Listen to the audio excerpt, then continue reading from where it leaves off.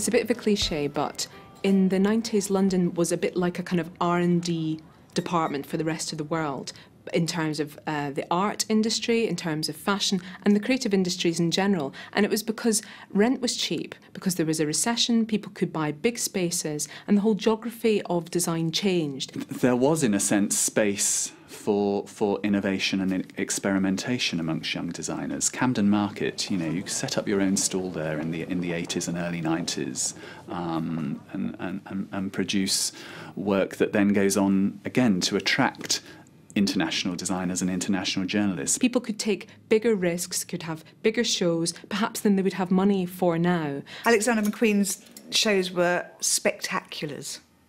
They were shot. They were there to shock people. The most famous ones, perhaps, the spray paint collection, where Shalom Harlow's wearing a huge big dress held with a big leather strap at the top, and there's two spray guns from painting cars that are kind of articulated as if they're on remote controls and moving around almost like kind of dinosaurs, if you like. She's standing in the middle of it, and they just spray yellow and black paint from either side as she turns on a rotating turntable, so that there's a huge big black and yellow pattern that's sprayed across her dress, and she's incredibly dramatic. It's one of the most amazing pieces of footage I've ever seen. I think it was almost more about the shows than the actual clothes at the beginning, although the clothes were shocking and very beautiful as well. For the ones that were very successful, or indeed lucky, they got picked off by the French couture industry. So Galliano and McQueen went to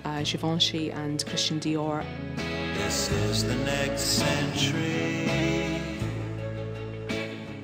where the universal's free. People bemoan this as a sort of sense that the British fashion industry wasn't big enough, didn't have enough depth to be able to support local talent, rather than seeing it as a sign of success, that it's about the export of a particular kind of British way of doing things.